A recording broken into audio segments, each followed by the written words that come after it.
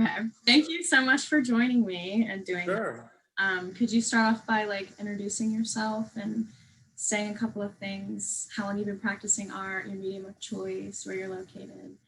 I'm Duane Cregger. I'm a 1992 graduate of Roanoke College with an art degree. And I just moved to Richmond, Virginia. Um, and what else? I do design work and I paint. And I've been painting since 2003. And I just recently had a solo exhibition at Roanoke College in 2019, which was really great. So. Awesome, thank you. I have some questions about your experience at Roanoke College when you were a student, and just kind of what was your overall experience like when you were an undergraduate art student? Um, a lot of studio time. I didn't take any painting classes, which I wish I had now. But I did take a lot of photography and printmaking and drawing and other classes, art history, all of those. In fact, Elizabeth Heil, I think, is still on staff there. Yeah, she is. Yeah, I love Liz. She was one of my professors when I was there. So it was great. I saw her at my last show, and it was really a great little reunion. So it was lots of studio time. It was so small there that you saw the same people over and over, so you guys knew everyone that was there, which was nice. I'd always wanted to come back and do an exhibition there. I thought the Moyer Gallery and the old galleries were also beautiful. And they were just great spaces to show in. So I had a senior exhibition of photography there. And I used to joke that I was going to come back and do a show there. And I finally did, which was great. That's so awesome. Did you always know that you wanted to study art? I didn't know I wanted to study art. I was always creative, always drew, always did all sorts of creative things. I like to make things. And I went into the design field because it seemed, more practical. But then in my early 30s, I started painting and I really embraced it. And it was a great personal development and career development kind of process for me. So, yeah. What got you into painting if you started in design and then kind of went? I lived in DC, Washington, DC for many years. And we had this table in our basement that was a white elephant table. And one night there were some canvases on it that had been painted and discarded. And I took them and I was like, I like decorating. I always wanted something to hang on the walls. And so I took these canvases and I just started painting on top of them for fun. And before I knew it, I was at an art supply store within the next year buying thousands of dollars worth of canvases and paints and started painting. And so then I moved back to the mountains the next summer and started a little studio and just kind of took like a personal sabbatical for about a year and painted a lot. And then within a couple of years from then, I was selling my art, which was really exciting. So that's super exciting. Mm-hmm. Are there any experiences you had at Roanoke that kind of have resonated with you and then in your current art making, or? I would love to say yes, but honestly, my current art making is so very different from what I studied in terms of, it gave me a great foundation in structure and composition and design and things like that, which is kind of second nature to me now. But the whole following the painting path, it's a very intuitive process for me. And it's, there's a famous quote that if you want to ruin a painter, you should teach him how to paint. So I just kept painting myself and teaching myself. So in some ways I'm a naive painter maybe, so I can't really liken that to any sort of thing you could teach, but the foundation was definitely taught to me. What drew you to abstraction? Because you're an abstract expressionist, correct? Yeah, you could say that. Yeah. I love realism. I'm not super good at illustrating or that sort of rendering, even though I can do it. I don't enjoy it. It's more work to me than process. It's like I have to focus so hard on it. And I found that when I painted abstractly, I could employ all the basic ideas about structure and composition and color without being tied to anything, and it just was very liberating. And then I started to understand how you can create a visual narrative in abstract ways that you can't really well, I guess you could do it in a realistic way, but it speaks differently when it's abstract, and it's open to a lot more interpretation often. People will always respond differently, to it. And it's a way that I've found to put into some sort of form things that maybe I couldn't say or couldn't draw realistically or couldn't express in another way. The visual narrative was the only way to do it. When you are starting a painting, what is that approach and like what's that process like? When I start painting? Yeah, when you start a new painting, how do you approach that? Sometimes I'll have a grand idea, of what I want to do. And so I'll go to the studio and I'll sketch with some pencils and different, like whatever things on the canvas. And then within the first half an hour, all the ideas of what I want to paint kind of go away. And you just kind of then allow the things to happen in the moment, at least I do. And I always end up with something very different than what I thought it would be, but also something that I never could have conceived of before I actually started the work. And so for me, starting the work is, I come at it kind of empty, without something. And if I do have something, I discard it, or it gets discarded in the first parts of the process. And that's generally the case, like all the time. Yeah, and that's when things happen that are very special. Often there can be some mark making or some subtle color that happens, and when you see it happen, it's like you acknowledge it in that moment, like wow, and it may be passing, you may cover it up, but it's something happened at that moment that I can't quite name, so. Do you have any works that are your favorite in the terms of how that process kind of expanded, or in terms of like the content that you ended up with?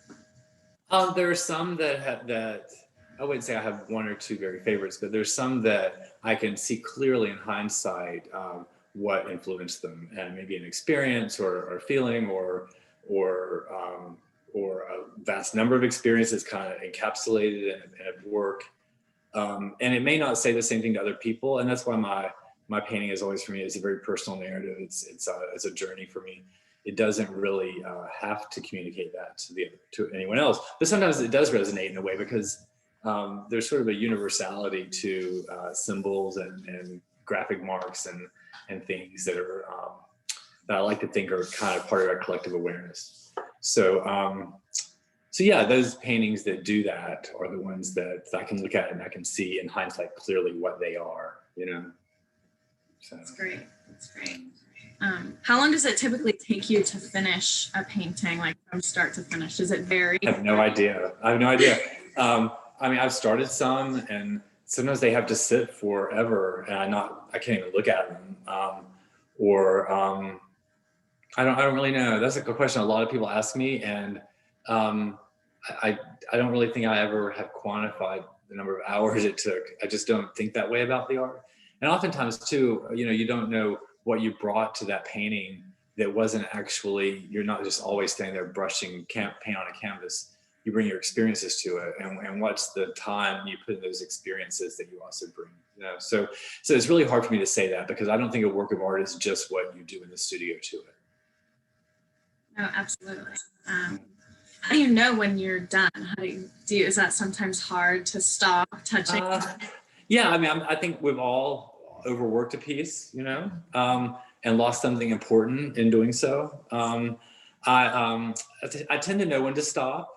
And sometimes I stop short of feeling that, and then I realize I've made the right call. I have one really good friend and mentor who's a very talented artist and is very good at critique and giving good feedback. And she will sometimes stop by my studio and say, you should stop there and just think about that for a while.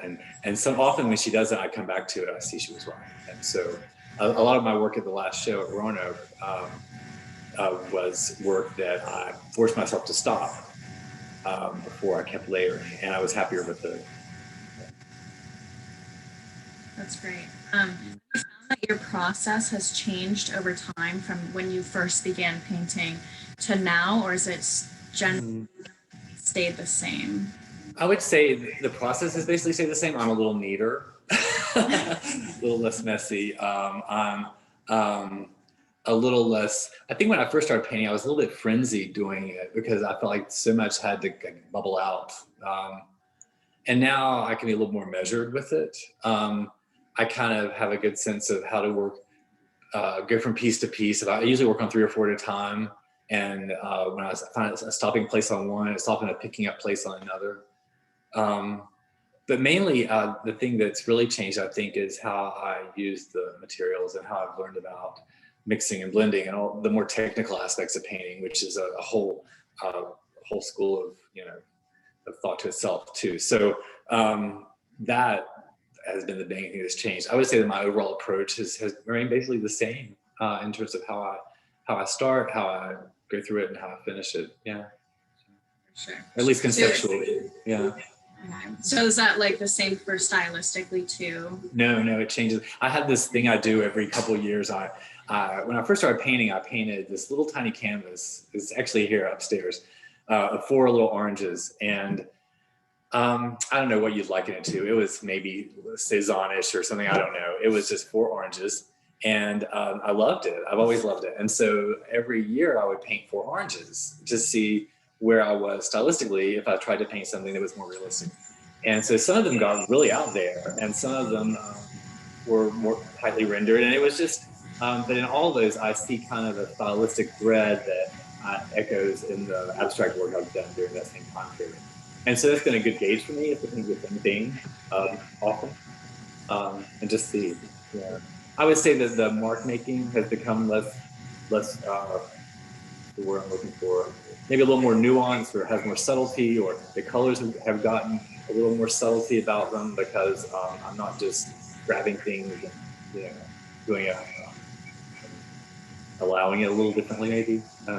It's hard to talk about some of that because it's a process that I'm always not fully aware I'm doing in the studio. Absolutely. Do you have any like contemporary artists that you look to, or historical artists that inspire you or influence your work? Influence my work.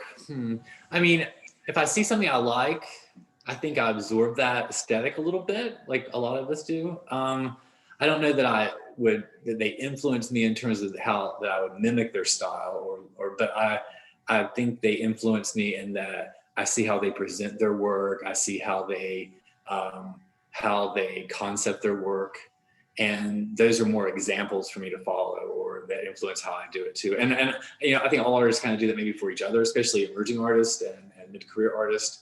They tend to do that. I mean, there are some greats that everyone would agree on, but I find that when I meet an artist and we connect personally, we often share things with each other about our process and things that is really valuable. Where do you see your work going? Like, what should we be on the lookout for you in the future? I have no idea because when I had that show at Roanoke, I was so happy about it, and it was like this culmination of the last 10 years of painting. Coming back to my alma mater, was like full circle, and it was kind of a stepping off point. But then COVID happened, and everything changed. So fortunately, I've still been selling art and I've still been creating art. But I don't know. I kind of think the art world is waiting to see what, in some ways waiting and finding new ways to engage people with our art.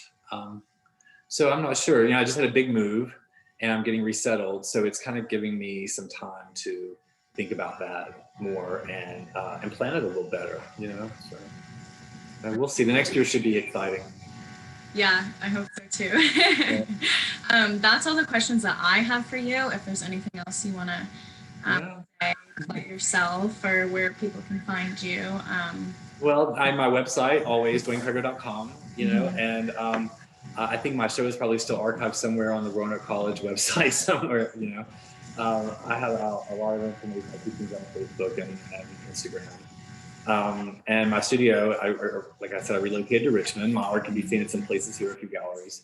So I'm around, and hopefully I'll be back at Alumni Weekend at some point when we start having that again. Yeah. Awesome. Thank you so much. This was so great. Thanks, Samantha. And thanks for being patient with me. I know it's been hard to connect, but oh, absolutely. It's a crazy world these days. So I totally take care. And thanks again for including my work in that last show you did.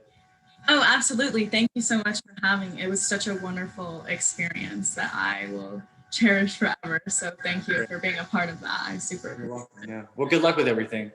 Thank you so much. Okay. Bye.